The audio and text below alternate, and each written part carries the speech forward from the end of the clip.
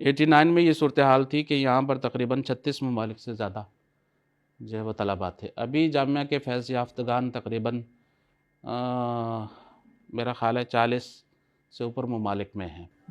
میں صرف ایک آپ کو بات بتاؤں کہ کس طرح الحمدللہ صوفی عبداللہ صاحب کے اخلاص کو اللہ تعالیٰ نے رنگ لگایا ہے کہ پچھلے دنوں میں ایک ابو بکر جو ہے وہ فلپینی کا ٹیلی فون آیا اور اس نے یہ کہا کہ میں جو ہے نا میری سند گم ہو گئی ہے تو آپ یہاں سے سرٹیفکیٹ جو ہے دوبارہ بنا کر بھیج دیں.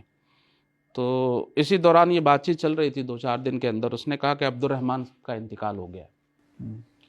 میں نے کہا کون عبد الرحمن؟ کہنے لگے میرے کلاس فیلو تھے، 96 میں ہم جو ہے یہاں سے فارغ ہوئے ہیں کلیت الحدیث سے.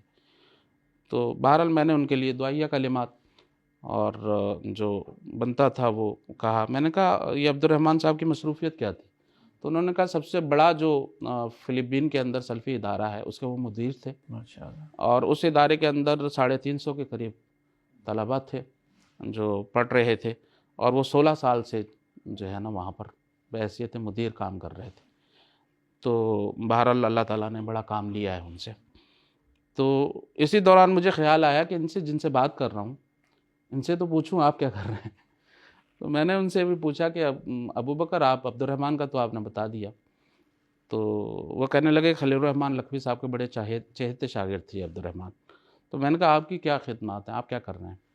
تو کہنے لگے میں بحیثیت داعی یہاں پر کام کر رہا ہوں اور میں نے 350 لوگوں کو مسلمان کیا ہے. ماشاءاللہ ماشاءاللہ الحمدللہ. الحمدللہ. تو یہ جو صوفی صاحب کے الفاظ تھے نا جی کہ کراچی میں کام کریں دنیا میں کام ہوگا، تو وہ اللہ تعالیٰ نے جس طرح جو ایک ہے نا کہ وَلَا إِن سَأَلَنِي لَأُعْطِيَنَّهُ وَلَا إِنِ اسْتَعَاذَنِي لَأُعِيذَنَّهُ. تو اللہ کا ولی جب مانگتا ہے پھر اللہ تعالیٰ ضرور بضرور اسے عطا کرتے ہیں. تو جب انہوں نے یہ الفاظ نکالے کہ دنیا میں کام ہوگا تو ایسے ہی ہے. اور بھی اسی طرح کے جو ہے وہ الحمدللہ طلباء ملتے رہتے ہیں